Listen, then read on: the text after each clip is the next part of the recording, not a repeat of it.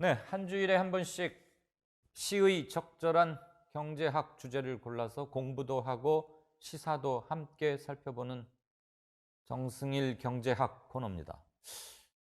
정승일 경제학이란 말을 좀 바꿔야 될 것 같아요, 이제. 정치 경제학. 정치 경제학.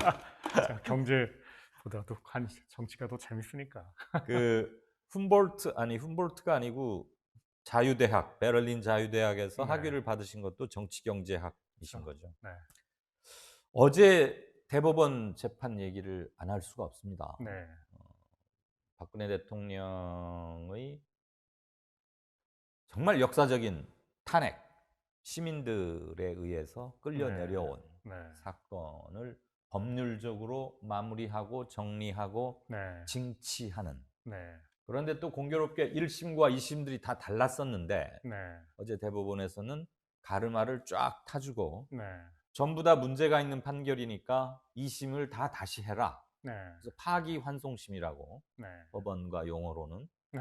이런 거 문제가 있으니까 가지고 가서 다시 해봐. 그런데 또 아웃라인은 딱 정해줬어요. 가이드라인을 정해줬죠. 네, 뭐는 유죄고 말 이거는 뇌물로 봐야 하는 거야. 그렇죠. 그다음에 뭐 삼성 이재용 회장이 동계 스포츠 뭐 육성재단인가에 낸 16억, 이것은 자기가 경영 승계를 하기 위해서 부정한 의도로 청탁을 한 거지 그렇죠. 대통령이 압력을 넣어서 할 수 없이 울면서 돈 낸 거 아니다. 음, 그 좀 상식에 입각해서 봐라. 그렇죠. 뭐 이런 게 요지였던 것 같아요. 그렇죠. 맞는 얘기죠. 다 상식적으로 보면. 네. 네, 근데 참 상식을 되찾는 게, 상식의 자리를 찾아가는 게 이렇게 어려워요. 그러니까. 자, 정 박사님께서는 어제 대법원의 판결의 역사적 의미 이런 걸 어떻게 규정하시는지 좀. 일단 뭐 방금 전에 얘기하신 것처럼 일단 박근혜 대통령의 그 탄핵의 여러 가지 이유 중에 하나에 대해서 지금 명쾌하게 대법원이 정리를 해준 거 아니에요? 예. 근데 그 판결 보면서 저는 2016년 겨울에 이제 경복궁 앞에 가서 물러나라 물러나라 이제 데모했지 않습니까, 다들.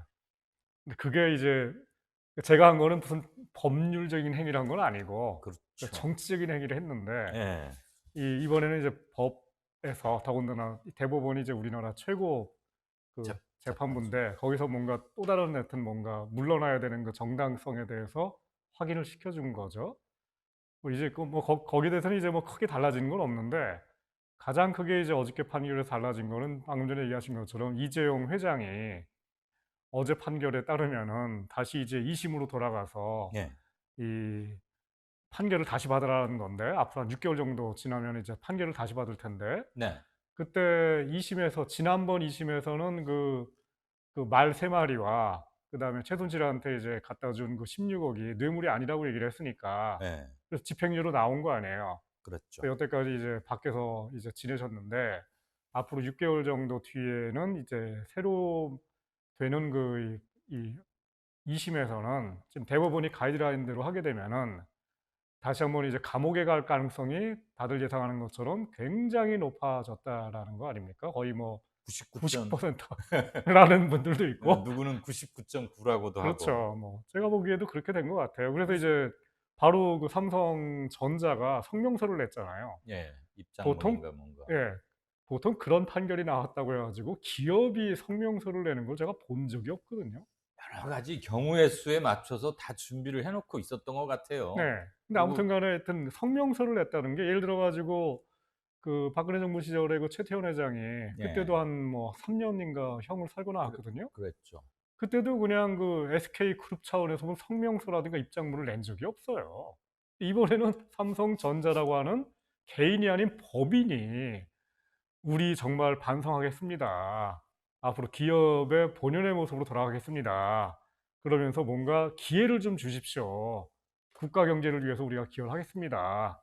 말하자면 이제 "석고대죄할 테니까 뭔가 기회를 좀 달라. "선처해 달라." 이 선처해 달라." 얘긴데 이런 얘기인데 아시는 것처럼 법은 뭐 약간 고려를 해줄 수 있는 뭐 고려는 해 주겠죠. 뭐 그런 수도 있지만은 그래서 고려해 달라고 지금 고소를 한 건데 근데 문제는 삼성이 그런 말을 한 10 번쯤 했잖아요, 여지껏.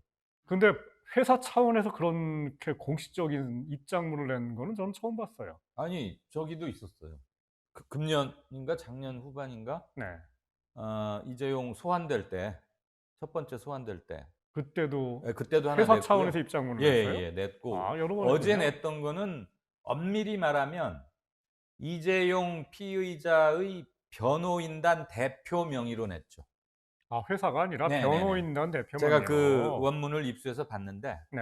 삼성전자 주식회사 임직원 일동 이게 아니고 네. 어제 날짜 쓰고 이재용 변호인단 대표 아무개 이렇게 해서 아, 나왔더라고요. 그러면 뭐 이렇게 이상한 건 아니네요. 예. 변호인들이 이제 아마 이제 변호인들의 입을 빌어서 이재용 씨가 하고 싶은 하고 싶은 말을 얘기를 그렇게 한 거죠. 우회적으로 한 것 같은데 네. 주체가 누구이든 간에 아무튼 기업의 본분을 지키고 잘하겠습니다 소리는 제가 기자 생활하면서부터 기억나는 걸로만 해도 지금이 최소한 6번이나 7번째는 되는 것 같아요. 아, 그래요? 여러 번 했구나. 백혈병 반올림 사건 때 최종적으로 책임을 인정할 때도 했고 네. 아, 그때도 했고. 예, 했습니다. 아. 아무튼 뭐 잘 씁니다. 아, 그럼 뭐 그렇게 특별한 사건은 아니라고 할 수 있네요. 예, 또 그 얘기는 뭐냐면은 또 한 번 들어가도 특별한 사건은 아니라는 거네요. 그렇죠. 아마 그때도 또 낼걸요. 또 한 번 들어가실 때도 뭐 한 번 또. 글 하나 써서 내는데 큰 돈 안 드니까. 그렇죠. 네. 예. 그러니까 이제 가장 큰 거는 이제 지금 얘기하시는 것처럼 뭐 다들 얘기하시는 것처럼 이미 그 뭐 말 3마리도 이제 뇌물로 인정된 거고, 그래서 이제 5년 이상 형이 나올 가능성이 굉장히 높다는 거고. 그렇죠. 뇌물 액수도 86억 네. 4천만 원으로 네. 최소한. 뭐 그리고 뭐 저도 몰랐는데, 제가 뭐 법률 전문가가 아니니까 어쨌든 뇌물 액수가 50억이 넘어가면은 뭐 5년형 이상이고 그다음에 그렇죠. 집행유예가 불가능한. 네네. 그럼 이제 뭐 꼼짝없이 그냥 남은 형기를 다 살아야 되는, 한 뭐 3년 이상 사는 거죠. 한 1년 반 정도 1년 살다 정도 나왔으니까. 있었으니까. 한 3, 그러니까 4년 정도 써야 되는 건데. 참고로 말씀드리자면 시청자 여러분들께 징역 3년 초과가 나오면 네. 집행유예를 못 줍니다. 아, 원래요? 주고 싶어도. 아. 그 양형 체계에 그렇게 돼 있어요. 네. 집행유예를 줄 수 있는 기준이 몇 개 있는데 네. 3년, 최대 징역 3년을 언도받으면 네. 집행유예 5년, 집행은 하지 않고 아. 집행을 5년간 유예한다. 유예한다. 그래서 여지껏 이 나라의 10대, 뭐 20대 안에 드는 재벌의 오너라고 하는 사람들이 되게 다 집행유예로 네, 나오잖아요. 못된 일 하다 들어가면 네. 공식처럼 네. 최대 3년. 네. 그래야 집행유예를 때릴 수 있으니까. 아. 그래서 징역을 안 살려도 되니까. 아, 저는 뭐 옛날에 전두환 시절에 1년 3개월, 1년 6개월 형 맞고 다 살고 나왔는데 집행유예 뭐 거의 없고, 그러니까 이런 뭔가 이제 있는 사람들은 다 집행유예고, 예, 예. 저 같은 이제 개털들은 다 이제 다 살고 나오는 거고. 그 전두환 입장에서 볼 때는 정승일 피의자는 이 국가의 안녕을 위협하는 사회 불온 세력이기 때문에 집행유예를 생각하지 않았으면 물론이고 네. 아니 왜 저런 사람을 1년 6개월밖에 안 때리나? 한 7년 때려야 되는데 아마 그렇게 생각했을 거예요. 뭐 그럴 수도 있겠네요. 이제. 뭐 정영근이라든가 이런 검사들 다 그때 다 그렇게 생각을 참 오랜만에 했으니까. 들어봅니다. 정영근. 예. 돌아가셨죠. 예. 예. 근데 아무튼 3년 그래서 2심에서 이재용 씨를 풀어줬지 않았습니까? 네, 2심에서 집행유예로. 네. 그때 징역 2년 6월에 그렇죠. 집행유예 4년. 집행유예 4년을 해서 풀어줬죠. 네. 근데 그때 징역 2년 6월을 때릴 수 있었던 근거는 뇌물을 이거 말 3마리도 말 빼고 3마리가 영재재단도 빼고 해서 그렇죠. 뇌물이 총 36억밖에 안 된다 그랬어요. 네. 그러니까 이거에 근거해서 네. 뇌물 액수가 50억보다도 훨씬 적고 네. 그래서 2년 6개월이고 그런데 실형은 살리지 않고 집행을 유예한다. 그래서 네. 풀어준 거죠. 네. 근데 요번에 지금 정리해 주신 것처럼 86억 4천만 원으로 늘었고 네. 횡령 혐의도 지금 추가됐잖아요. 그렇죠. 그러니까 재수감은 거의 뭐 확실한 것 네. 같아요. 네. 그래서 이제 이런 얘기를 할 수 있는데, 이걸 다시 돌이켜 세워 보자면은 올해 초에 그 문재인 대통령께서 이제 사실은 이재용 회장을 이제 여러 공식적인 자리에서 만났고, 네. 그 다음에 뭐 지난 4월인가 뭐 3월인가는 화성 그 삼성전자 사업장도 가고, 그러니까 이제 여러 가지 비판이 나왔지 않습니까? 네. 재벌들과 또다시 그냥 정경유착하는 거냐, 또다시 봐주는 거 아니냐, 뭔가 재판을 앞둔 저 피의자를 대통령이 만난다는 거는 뭔가 이 사법부에 압력을 넣는 거 아니냐, 네. 뭔가 형을 낮춰주라고 했는데, 거기에 대해서 이제 대통령이 직접 얘기하셨는지 모르겠지만은 재판은 재판이고 경제는 경제다. 전혀 무관하다. 네, 저도 그렇게 주장을 했고요. 예. 이번에 대법원 판결을 보면은 전혀 뭐 대통령이 무슨 뭐 압력을 넣거나 로비라거나 대법원에 그런 건 없는 것 같아요. 아니 만약에 문재인 대통령이 대법원 사법부에 압력을 넣었다면 그거야말로 중대한 민주주의 침해 사례 아닙니까? 그럴 경우에 제 생각에는 지금 윤석열 그 검찰총장이 예. 뭐 아시는 것처럼 지금 조국 후보자도 음. 지금 저거 하고 있는데 예. 압수수색 뭐 뭐. 당연히 대통령까지 저는 조사하지 않을까. 만약 진짜로 대법원에 영향을 미쳤다는 그 혐의가 있다면은. 그러면 해야죠. 네. 아니 박근혜를 탄핵시켰던 그 촛불 정신에 비추어 보면 네. 아닌 건 아닌 거지 않습니까? 그렇죠. 우리 삼권 분립이 명백하게 나뉘어져 있고 네.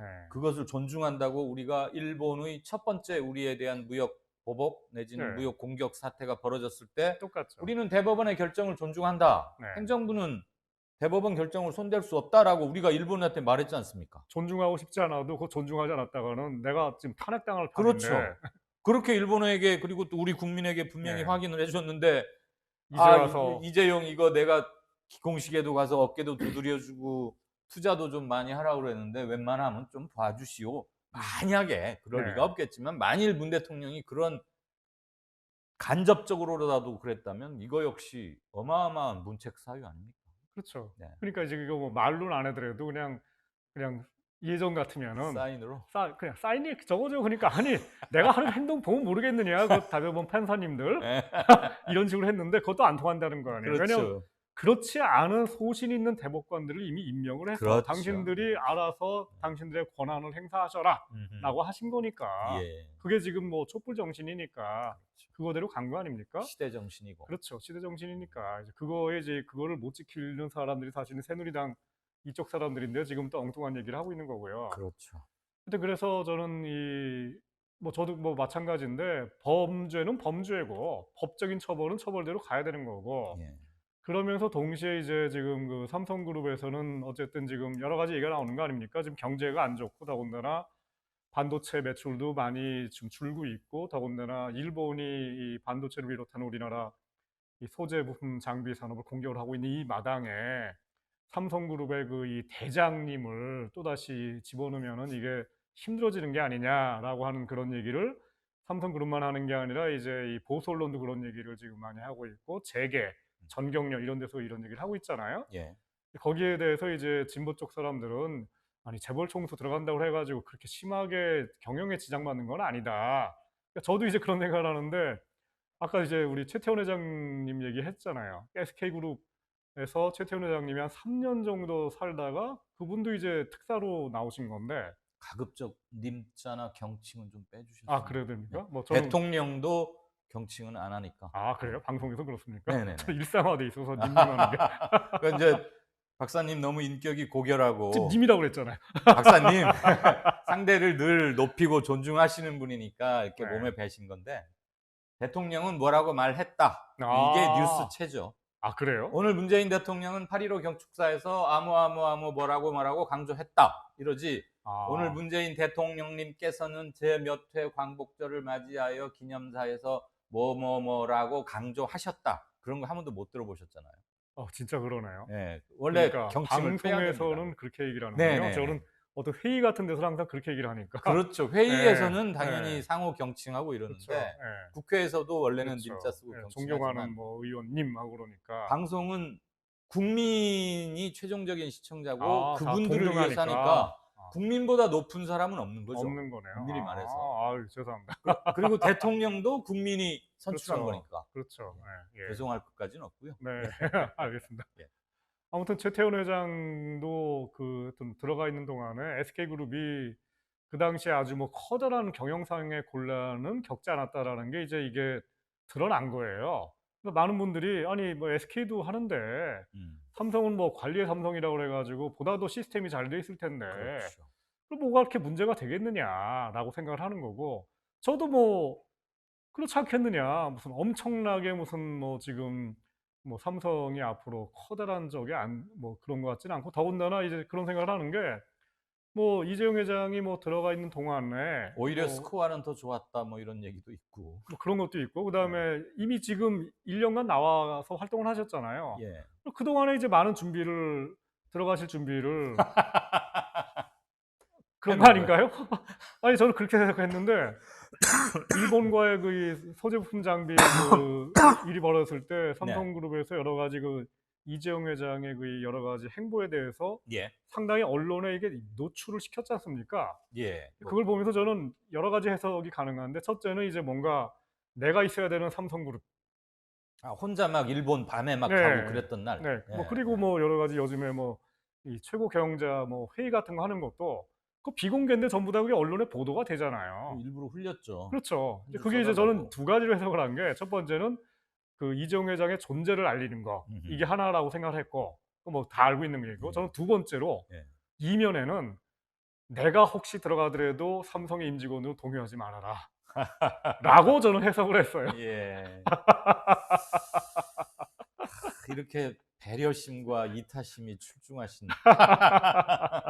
세상이 다 대만 같진 않겠지만은 음. 내가 지금 이렇게 열심히 뛰고 있다. 그렇죠. 우선 하나. 네. 그다음에 내가 이렇게 진두지휘하면 이 위기도 넘길 수 있다라는 메시지를 여러 군데다 뿌리고 그렇죠. 싶었겠죠. 그렇죠. 네, 또 그리고 뭐 내가 없을 때 뭔가 빈 구석을 제대로 하기 위해서도 나의 유지를 잘 받들라 이런 것도 있을 수가 있고요. 유지란 말은 곤란한데. 아 그렇죠. 그 돌아가신다니까. 그건 사망과 아 관련된 죄송합니다. 거니까. 나의 뜻을. 네. 네. 그 평소에 늘 시스템 경영, 관리 경영, 관리의 삼성 이 말을 늘 해왔잖아요. 그렇죠. 그래서 뭐 이재용 부회장이 있으나 없으나 글쎄 큰 차이가 있을까? 그 한번 보죠. 네. 뭐 그건 보면 되는 거고 가장 중요한 건 반도체 세계 시장에서 반도체 가격이라거나 일본과 지금 수출이 무역이 막혀 있는 몇 가지 중요한 소재들 이런 것들을 어떻게 풀려가느냐. 오히려 저는 이게 더 큰 메이저 팩트가 아닐까 이런 생각도 하긴 그렇죠. 뭐 하고요. 그런 그 중요 사안의 경우에는 그 최태원 회장의 경우에는 네. 그 이 회사 그 경영자들이 수시로 면회를 가서 판단을 구하고 매일 가잖아요. 그렇죠. 매일. 네. 왜냐하면 감방 안에 경험하셨겠지만 감방 안에 혼자 있으면 뭐 책이 읽히겠습니까? 뭐 합니까? 내가 왜 이러고 있나 앙앙불락하고 스트레스는 받을 텐데. 네. 그러니까 특수 접견실에서 변호사들 오라 그래 가지고 거기서 계속 있는 거잖아요. 그쵸. 오전 4시간 내내. 네. 그럼 뭐 안 봐도 뻔하죠. 특별 면회. 특별 면회하니까. 예. 네. 뭐 사유야 뭐 회사 경영에 관한 중대 회의 및 보고를 위해서. 네. 아니 매일매일 4시간씩 뭐 이렇게 보고할 게 있어요. 그냥 와서 뭐 그러겠지. 네. 아무튼 뭐 본인 입장에서는 어쨌든 깝깝하죠. 깝깝하죠. 네. 또 뭐 그런 생활 안 해 봤는데. 네.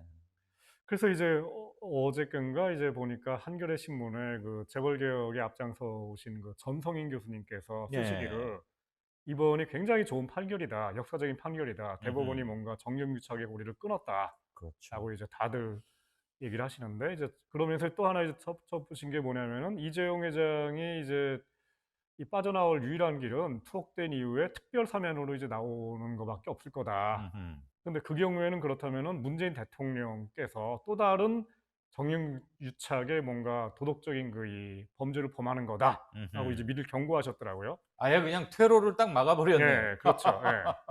근데 저는 이제 그 얘기를 들으면서 이제 또 여러 가지 차원으로 생각을 하는 게 네. 맞습니다. 그런데 이제 그런 생각을 해보는 거예요. 현행법을 분명히 위반해 가지고 이제 이 재벌 오너들이 감옥에 들어간단 말이에요. 예. 그러면 이제 이런 식이에요. 이게 우리의 민주주의 진영의 입장에서 봤을 때는 일종의 그 이 약간 이 전쟁적인 용어를 쓰자면은 네. 전쟁을 하고 있는 거예요. 우리와 저쪽과의 전쟁을 하고 있고 저쪽에 있는 그 이 장군 내지는 최고 사령부가 이제 새누리당 음흠. 박근혜 대통령 그다음에 재벌 총수들 예. 재벌 총수들 다 우리가 집권할 거라 생각했겠습니까? 영원히 그냥 뭔가 보수 정권이 갈 거라고 생각을 하고서 말도 주고 그런 거죠. 예. 그런 거죠. 이렇게 빨리 그냥 촛불 정권이 나타날 거 생각 안 했을 테니까. 근데 우리가 그랬겠죠. 지금 이게 집권을 한 거예요. 예. 그래 가지고 뭔가 하여튼 현행법이라는 게 있으니까 현행법이 위반된 거니까 뭔가 이 적의 장수 중에 한 사람이 이제 이 포로가 된 거예요. 네. 그러면 이제 이 사람을 포로로 수용소에서 한 10년, 5년을 보내게 하면서 그냥 묵혀둘 건지 아니면 이 사람이 어쨌든 그 이 삼성그룹 전체의 그 최고 지휘자니까 음흠. 이 사람과 함께 뭔가를 도모할 것인지를 생각해 볼 수 있다는 거예요, 저는. 옥중에 넣어둔 채로. 그쵸. 왜냐면 우리 손에 들어와 있으니까. 왜냐면 우리 손이라는 게 우리의 임의적인 손이 아니라 네, 민주주의 공화국의 그 법과 질서를 위반했기 때문에 그렇죠. 지금 이게 들어온 거예요. 네, 그러면은 민주주의 입장에서 우리가 지금 원하는 바가 있습니다. 그러니까 우리가 원하는 바 중에 하나가 이분이 법을 위반했으니까 처벌하는 거죠. 이게 하나예요. 그러니까 여기까지는 이제 다들 동의를 하는 건데 저는 여기서 하나 더 나가는 건데 네, 뭐 이런 얘기를 하자면은 이게 욕을 많이 먹을 테지만은 이분이 이 안에 있는 동안에 네. 한번 그럼 딜을 한번 해보자. 이분 말고 그냥 이 사람 네, 또는 이 이 사람이 부회장. 이 부회장이 그러네요. 이 부회장이 이 안에 있는 동안에 한번 딜을 한번 해볼 수도 있지 않느냐라는 거예요. 네, 이런 거예요. 삼성그룹이 지금 아시는 것처럼 그 노동조합을 인정하지 않는 걸로 유명하고 지금도 이 순간도 뭔가 거기 있는 경영자들은 그냥 노동조합이라면 뭔가 하여튼 깨부시려고 작정하는 사람들 다 가득 차 있어요. 그렇죠. 근데 다들 아시는 것처럼 이제 전성희 선생님이 얘기하시는 것처럼 정령유착이라는 거는 정말 사적인 이익이 오고 가는 거예요. 음흠. 대통령의 사적 이익, 뭔가 네, 뭐 정치자금 이런 거를 가지고서 이런 거를 네가 주면은 내가 너를 풀어주마 도와주겠다. 이렇게 하는 또는 거예요. 풀어준다. 이게 정령유착인데 그런 쪼잔한 거 말고 예, 전두환 노태우 시절에 쪼잔한 거 말고 나라 전체를 바꾸는 딜을 한번 세보자 이거예요. 이재용 회장에 대한 원성이 너무너무 높다. 다 알고 있지 않느냐. 네, 그러면은 당신이 정말 그 이 국민들에게 이쁘게 보여가지고 국민들 스스로가 당신 풀어줍시다. 용서하고. 풀어줍시다. 음, 이런 이야기가 나올 정도가 돼야 됩니다. 음흠. 그런 이야기가 전성인 교수님 같은 분들 입에서 나올 정도가 돼야 되는 겁니다. 그렇죠. 그러려면 어떻게 해야 됩니까? 그렇죠. 그럼 예를 들어서 민주노총이라든가 이런 데서 항상 하는 얘기가 좀 재벌 해체예요. 예, 그 왜 해체하려고 하냐? 재벌 오너들이 너무너무 그냥 노동조합 싫어하고 이러니까 깨려고 하니까 그러니까 이럴 재벌들 뭐 국가경제보고관에 난 몰라 그냥 다 해체시켜버려 음흠. 이런 식의인데 어쨌든 이런 분들이 지금 원하는 거는 그렇다면은 노동조합 권리를 인정하자는 거거든요. 예, 그럼 이재용 회장이 앞장서 가지고 앞으로 감옥 안에서 성명서를 발표하는 거죠. 음흠. 삼성의 무노조 경영을 국민 완전히 여러분 앞에 엄숙히 선서하면서 해체한다. 네. 앞으로 우리는 노사 상승에 적극 앞장서겠다. 뭐 그 정도만이 아니라 민주노총과 앞으로 적극적으로 협력해서 음. 노동조합을 만드는데 앞장서겠습니다. 네, 뭐 그런 거. 등등. 그다음에 지금 예를 들어서 삼성전자가 세계 최대 그 전자 회사인데 예, 여기 그 사회이사들이 예, 대부분 다 주주편 내지는 오너편이에요. 그렇죠. 거수기들이죠. 예를 들어서 박재환 그 이명박 정부 때 기재부 장관, 예, 뭐 이분 뭐 지금 사회이사거든요. 그때 아마 뭐 성균관대학교 교수인가 하고 그랬던 사람이죠. 박재환. 그분이 뭐 아시는 것처럼 그랬을 뭐 거예요. 이명박 정부 때 핵심적인 예. 시장주의자고, 그리고 이제 뭐 옛날 그 90년대 경실련 창립자고, 뭐 이른바 이제 이게 건전보수인데 완전 시장주의 비슷한 사람들인데 이런 분들이 지금 이 삼성전자의 이사회에 사회이사로 들어가 있는데 그런 분들이 아니라 근로자 이사제, 노동자 이사. 노동자 이사도 좋고 뭐 음흠. 거기까지 가면 또 뭐 노동이사들 뭐 너무 이기적이고 그러니까 예를 들어서 참여연대 소속의 변호사가 사회이사로 들어가서 음흠. 들어가는 순간 아시는 것처럼 사회이사는 재무제표니 뭐니 모든 걸 다 받게 돼 있어요. 우리 저 김경률 참여연대 집행위원장이 딱이네. 그렇죠. 회계사이기도 하니까 네. 주요 재무제표 보고 네. 돈 흐름도 보고 네. 곧 그런 정도 나오게 돼 있어요. 그렇죠. 김 집행위원장. 아 그래요? 여기? 예. 그분한테 한번 이런 거 물어보세요. 이렇게 하면 어떻게 되겠습니까? 수락하시겠습니까? 지분 억지로라도 넣어야죠. 뭐. 아 예. 그러니까 이제 만약에 김경률 선생님 같은 분이 삼성전자의 이사회 사회이사로 들어간다. 네. 그거를 이제 김경률 선생을 사회이사로 넣겠다고 하는 거를 삼성전자 이사회가 결의해서 음흠. 주주총회에 안건을 올리는 거예요. 예.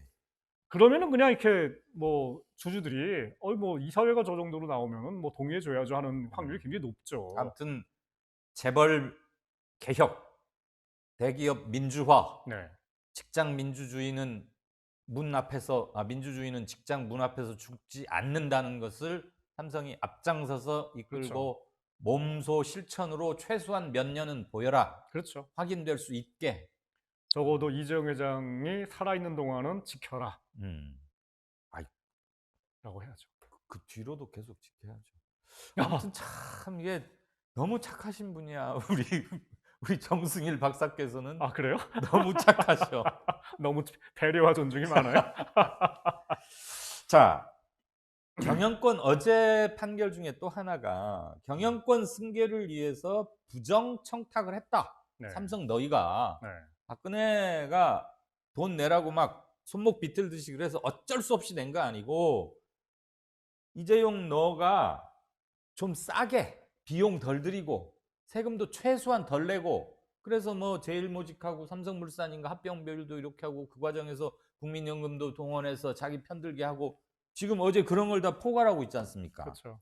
그러면 뭐 잠시 감옥에 몇 년 뭐 들어가고 보다 오히려 더 이재용이나 삼성에는 또는 이재용 씨의 부친인 이건희 등에게는 중요한 게 경영권 승계 문제란 말이에요. 그렇죠. 뭐 그거 하다가 다 벌어지죠. 네, 그런데 지금 삼성바이오로직스 이른바 삼바라고 하는 그 네. 수사 공장 지하실 바닥을 파서 뭐 노트북 파묻고 뭐 증거 어디 빼돌리고 그런데 삼바의 김태한 사장은 2번이나 구속영장이 기각돼 가지고 현재는 자유의 몸이에요.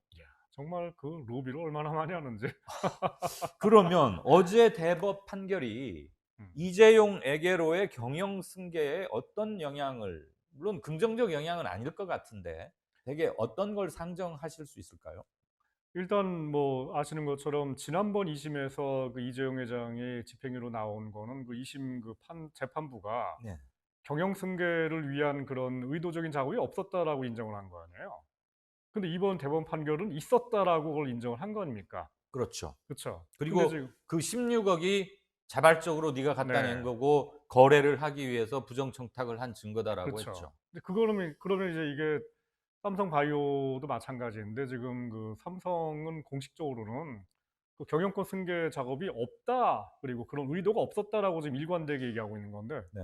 경영적인지는 몰라도 법률적으로는 예. 근데 이번에 대법원 판결이 그거를 확인해 줬기 때문에 예. 삼성바이오의 경우에도 이거는 당연히 그럼 경영권 승계 작업이라는 게 지금 시민단체들의 주장이고 예. 이거를 지금 대법원이 확인해 준 거죠. 그러면 이제 이게 삼성바이오 건의 경우에도 사실은 이게 경영권 승계 작업이라는 게 법률적으로 앞으로 검찰 포함해서 재판부까지 예. 그 논리선으로 이제 한번 쭉 들어가기 때문에 이제 다들 예상하는 것처럼 추가 기소가 또 뜰 거다 이렇게 되면은 굉장히 높아진 거죠. 기존에 지금 제3자 뇌물죄와 네, 회사 횡령 그리고 부정 청탁죄에다가 네, 삼성 바이오로직스, 삼성 에피스 등등등을 네, 이용해서 지배력을 높이려고 했던 것의 불법성이 네. 별건으로 추가돼서 추가되죠. 네, 그러면 이제 계속 형량은 이제 최종적으로 유죄가 확인이 되면 그렇죠. 현재 뭐 계속 형량은 막 늘어나는 거죠. 네, 저는 뭐 법률을 잘 모르겠지만은 뭐 5년이 아니라 10년이 될 수도 있고 네. 뭐 굉장히 길어지는 거죠. 네. 예. 네. 그런 것들을 다 보기 때문에 저는 이 삼성 이재용 그 쪽의 재판부가 뭐 상당히 지금 뭐 당혹은 아니겠죠. 뭐 다 많이 예상을 했을 테니까. 경우의 수 중에 하나로는 반드시 체크해야 했겠죠. 네. 그리고 대법관들이 현 촛불 정부 들어서고 나서 상당히 물갈이가 되는 과정에서 어떤 성향의 분들이 포진해 있다는 것도 당연히 김앤장 등을 통해서 네. 정보 수집을 했고 뭐 그건 정보도 아니죠 사실. 네. 그리고 네. 삼성 자체 내 법무팀에서도 늘 그렇죠, 뭐. 보고를 했고 네. 준비를 했을 겁니다. 네. 그러면서 요번에도 지금 태평양에 맡겼는데 네. 2심에서 태평양이 말하자면 이겼잖아요. 아. 집행유예로 빼줬으니까. 아, 그게 태평양이었나요? 태평양이었죠. 그래서 뭐 태평양에 제 친구가 꽤 높은 직위로 있는데 네. 어마어마했답니다. 승리. 감사. 스페셜 뭐 보너스라는 표현이 어떨까? 아무튼 뭐 집행유예로 나오고 나서 태평양에 그냥 뭐 이랬대요. 네. 원래 그 했던 네. 계약 보수 네. 이외에 예. 뭐 이제 이번에 다시 또 가져가야 되나? 네. 아무튼 자, 1인 의존 재벌 체제가 어쨌거나 경제학적으로 보실 때, 네. 그리고 정 박사께서 늘 일관되게 강조해 오셨던 것 중에 하나가 산업이 재기를 찾아야 하고 재벌을 무조건 죄악시해서 그럴 게 아니라 재벌 총수, 오너들의 행태를 바꿈으로써 재벌이 도달해 있는 기술적, 이른바 축적의 시간을 압축적으로라도 보내온 것은 활용해야 되지 않느냐, 네. 이걸 쭉 강조를 해 오셨는데, 그러면은 1인 의존도를 어떻게 하면 깰 수 있습니까? 현재의 시장 지배력을 유지하면서. 지금 그 뭐 제왕적 당대표 뭐 황대부 뭐 정치권에다 대고 그러는데, 진짜 제왕은 재벌 총수들 아니에요? 뭐 그렇게 보이죠, 사실은. 근데 뭐 아시는 것처럼 황제 경영이 맞죠. 네. 근데 이제 그거를 이제 바꾸는 방식이 귀족 민주주의로 갈 수도 있고 서민 민주주의로 갈 수도 있고. 예. 제가 이제 항상 얘기하지만은 그 이 1789 년도에 이제 프랑스 대혁명이 터졌죠. 예. 그리고 나서 프랑스 대혁명이 이제 여러 가지 그 내부에서 혼란이 일어납니다. 지롱드가 있었고 자코뱅이 있었고, 예. 말하자면 이 자코뱅은 그 장자크 루소의 사상을 쫓는 쪽이고, 예. 지롱드는 이제 그게 아니라 이제 뭐 다른 약간 뭐 홉스라든가 아니면 뭐 음. 이런 약간 자유주의 성향의 거고, 그러다 결국 최종적으로는 뭐 서로 싸우다가 이렇게 하다가 나중에 나폴레옹이 집권을 해요. 그렇죠. 그때 이제 좌우라는 게 네. 이른바 나뉘게 네. 되고. 결국은 다시 황제가 집권한 거예요. 예. 물론 이제 그 루이 16세와는 달리 나폴레옹은 근대적 황제였죠. 예. 그러니까 똑같은 황제지만은 그 내용은, 경제적인 내용은 뭔가 새로운 자본주의 그 시장 경제 질서를 만든 거를 뭔가 확립시킨 그리고 나폴레옹 헌법에 의해서. 정치적으로도 자유, 평등, 네. 박애를 내세웠고. 그렇기 때문에 나폴레옹 군대가 이제 프랑스 대혁명의 깃발을 들고서 유럽 전역을 점령함했고, 그 당시만 하더라도 이제 가령 뭐 이 작곡가 베토벤이 네. 나폴레옹을 찬양하는 이제 곡도 만들고 이랬던 거 아니에요. 네. 그런 식의 얘기인데, 그래서 저는 이런 생각을 하는 게 황제 경영이 좋을 수도 있고 나쁠 수도 있어요. 왜냐하면 모든 황제가 다 나쁜 뭐 무능한 건 아니니까. 예. 근데 그나마 이제 황제 경영이 좀 긍정적인 면들이 있기 때문에 우리나라 이 재벌 그룹들이 그나마 여태까지 많은 그 기술 개발도 하고 그런 식으로 했다고 생각을 하거든요. 예. 그런 점들은 우리가 살려 나가야 되는데, 음음. 문제는 이제 다들 아시는 것처럼 삼성그룹과 같은 그 굉장히 거대한, 즉 세계에서 가장 큰 그런 기업, 대기업이 있고 그다음에 더군다나 대기업 집단인데, 이런 데를 사실은 황제 혼자 다 할 수는 없는 거고, 예. 실제로도 지금 이미 전문 경영인들이 많지 않습니까? 네. 그분들이 이제 뭐 월급도 받고 있고 그다음에 여러 가지 스톡 옵션도 받고 그러고 있고, 근데 그분들이 좀 여러 가지 경영상 판단을 하고 있고, 그러기 때문에 이제 그런 걸 우리가 보기 때문에 이 이재용 회장이 설령 네. 이 감옥에 들어가도 삼성그룹이 그렇게 만만하게 대혼란에 빠지지는 않을 거다라고 생각하는 예. 거고, 예. 그런 걸 다 보니까. 사실은 오늘의 삼성을 일구는 데는 이재용의 기여도보다는 이건희가 했던 게 더 크다. 뭐 그런 얘기도 많이 그렇게도 하죠. 많이 해 왔는데, 네.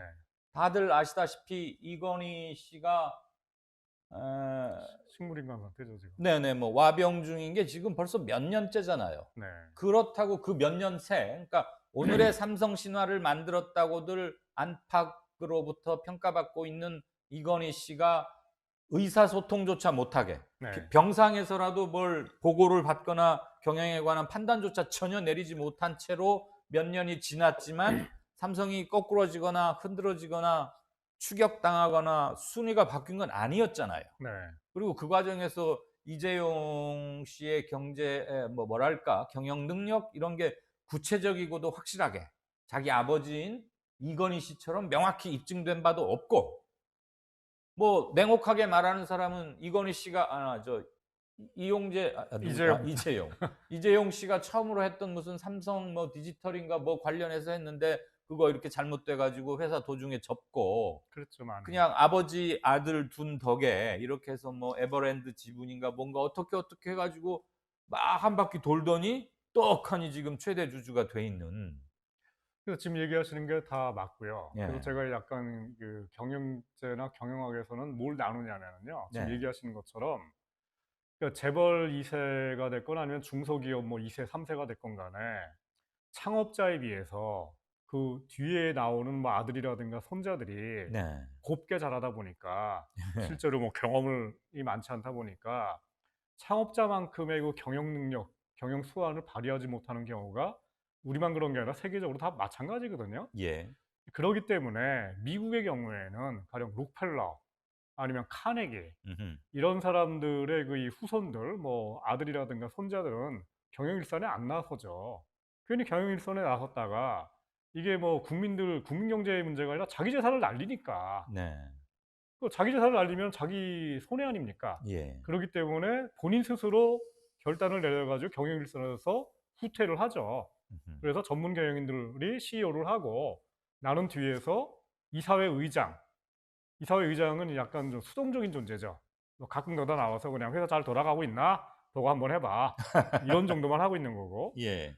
그것도 하기 싫은 더 무능하거나 아니면 더 이제 다른 데 관심이 있는 분들은 그 이사회 의장도 전문 경영인한테 또 맡겨 버리고 자기는 완전히 그냥 일종의 뭐라 그럴까요? 그냥 재산 관리도 변호사한테 맡기고 "나는 그냥 카리브해 가서 요트나 타겠다." 예. 이런 사람들이 이제 지금 오늘날의 그 록펠러의 뭐 5 대째 후손들인 거예요. 사실은 우리나라도 사실은 재벌들이 이런 쪽으로 많이 가고 있어요. 네.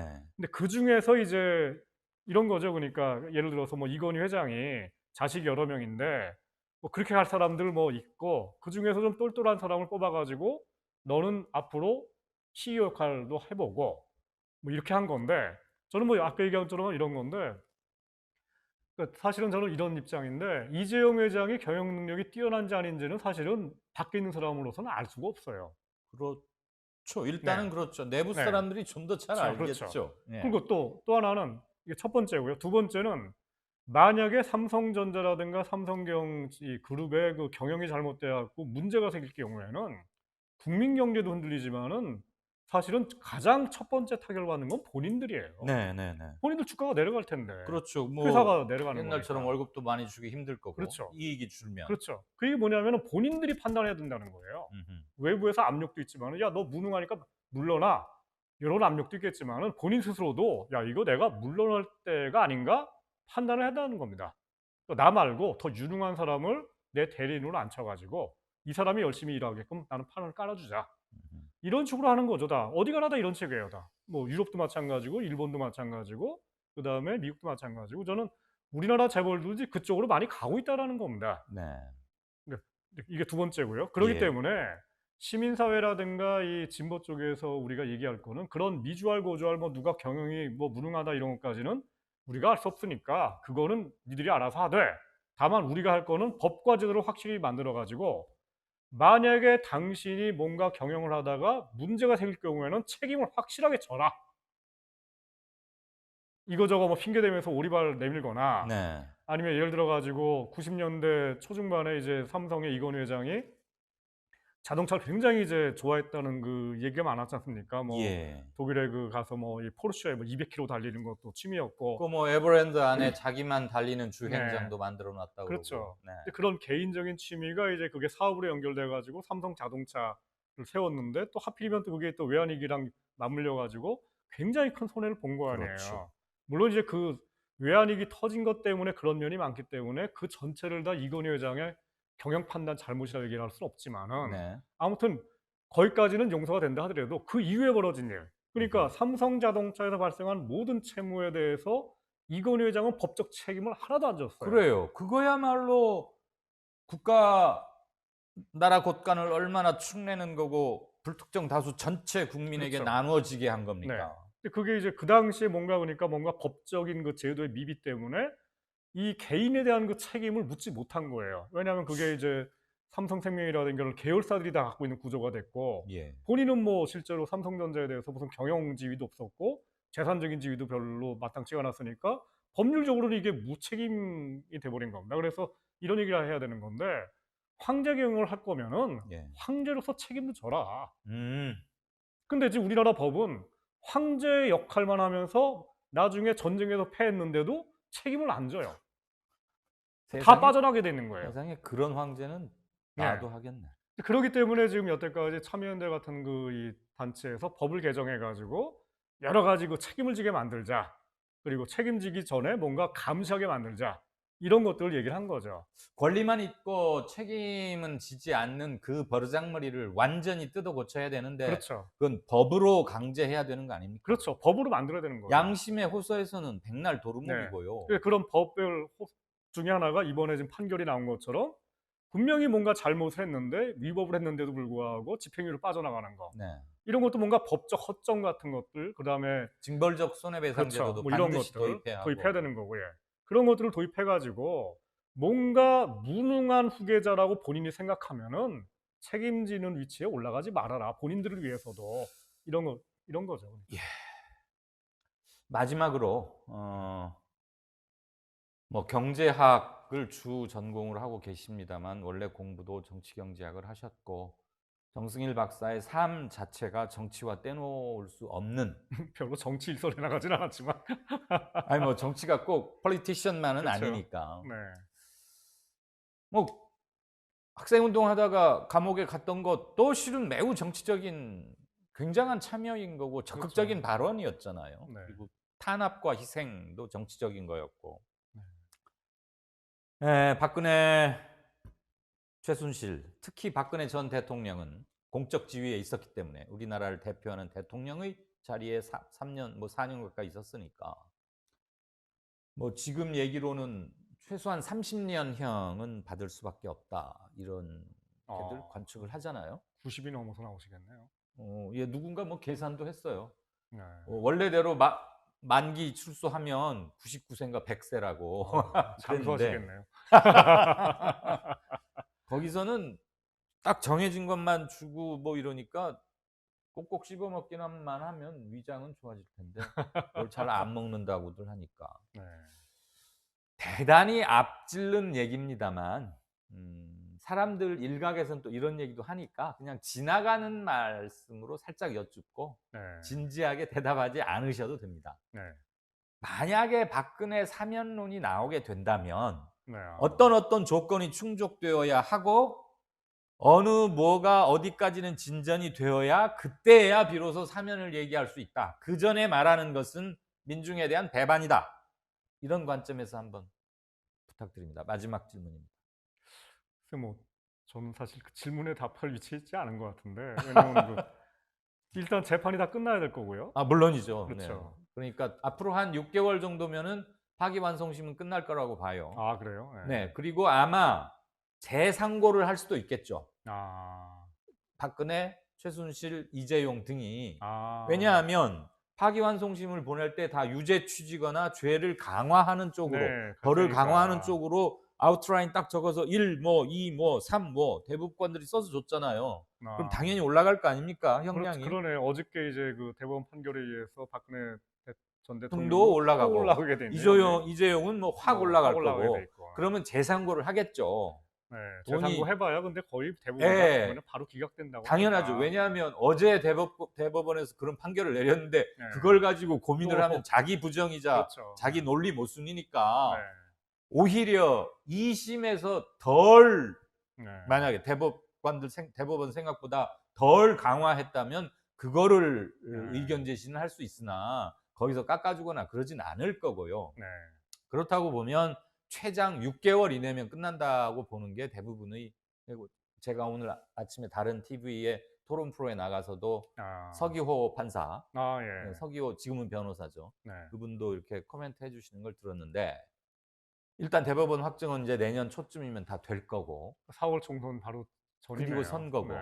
네. 그러면 이제 그 많은 분들이 이제 음모라고 얘기하는 것처럼 뭐 대통령이 사면해 가지고 뭔가 박근혜 대통령이 나오면은 뭔가 우리 공화당이랑 해서 뭔가 새누리당, 자유한국당이 막 분열되고 이런 거를 공작을 꾸밀 거다 뭐 이런 얘기를 하잖아요. 아직 뭐 벌써 그런 얘기 하는 사람도 있더라고요. 예, 있잖아요. 예. 뭐 그럴듯한 얘기네 정말. 그런 얘기를 하는데 네. 뭐 저는 뭐 그런 정치판 돌아가는 건 잘 모르겠는데 예. 네. 뭐 그렇게 될 가능성도 있고. 국민 정서상 네. 그리고 박근혜 시절에 이루어졌던 온갖 악행들, 탈법들, 그리고 고통받았던 대다수 민중과 국민들, 네. 그리고 서민들의 힘들었던 것, 그다음에 무엇보다도 국가 기강을 완전히 무너뜨려 버렸고 세월호 대응 과정에서도 정말 천인공노할 이런 네. 것을 본다면 저는 사면을 얘기하는 사람은 좀 이른 게 아닌가. 그리고 너무 정치적인 생각, 정치 정무적 판단은 네, 있으나 정치 나라 꼼, 전체의 큰 그림을 그리는 데는 별로 적당하지는 않다라는 거죠. 예, 정치 꼼수적 생각에 능해 네. 있는 게 아닌가. 뭐 저도 동의를 하는 게 네, 이제 얘기하시는 거 들어보면서 전두환 그 전 대통령이 사실은 그 이 대역죄를 저지른 거 아니에요. 네, 그렇죠. 판결에 따르면은. 근데도 불구하고 뭐 얼마 그냥 백단사가 우려오면서 그냥 유야무야 돼 버리고 그다음에 지금 막 큰 소리 치는 거 아닙니까? 책까지 내면서 뭐 전두환 그 뭐죠? 5.18에 대해서 부정하는 그런 거를 보면은 이건 뭔가 역사적인 범죄, 특히 대통령이 저지른 범죄에 대해서는 후세를 위해서, 예, 후세를 위해서라는 거는 이제 먼 뭐 100년 뒤가 아니라 나라의 기강을 잡기 위해서 민주주의 공화국이라는 것이 왜 공화국이고 왜 민주주의라는 건지에 대해서 5천만 국민 그리고 초중고등학생들, 청년들이 확실하게 앞으로 학교하게 배우기 위해서도 이거는 정말 원칙대로 처벌을 해야 된다라고 예. 생각을 합니다. 대법원이 모처럼 사법부의 기능을 네. 그리고 역할을 그리고 시대 정신에 부응하는 게 뭔지를 판결로 보여준 네. 그런 점에서 촛불 국면을 법률적으로 정리하는 그런 판결이 아니었나 네. 조심스럽게 그런 생각을 가졌습니다. 네. 그리고 오늘 저도 동의합니다. 경제적 측면에서 많은 말씀 주셔서 대단히 감사하고요. 네. 역시 수업을 아무리 오래 해도 지루하다는 생각을 안 들게 하는 특출난 능력을 갖고 계신 뭐 특별한 얘기는 아닌 것 같은데 다들 하는 정승일 얘기니까. 정치경제학, 오늘은 이쯤에서 마치겠습니다. 예. 고맙습니다. 고맙습니다. 네, 8월 30일, 평일로서는 8월의 마지막 날이자 한 주의 금요일입니다. 어떻게 보셨는지 모르겠습니다. 수업이 진행되는 동안 굉장히 많은 말씀들을 게시판에서 나누는 걸 제가 눈으로 체크는 했습니다. 다 일일이 소개는 못하고요.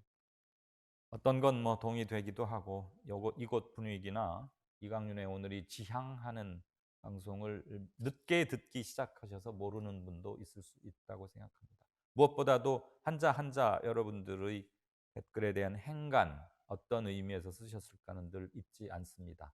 다 못 본 날은 제가 연출자에게 부탁해서 캡처를 해달라고 그래서 집에서도 살핍니다. 어제 중요한 대법원에서 매우 중요한 판결이 2건 있었습니다. 지금까지 얘기 나눈 박근혜 국정농단 사건 그리고 도로공사 징수 노동자들을 정규직으로 직접 고용하라, 이런 판결이 있었습니다. 이렇게 조금씩 제도화되면서 사회는 발전하는 게 아닌가 싶습니다.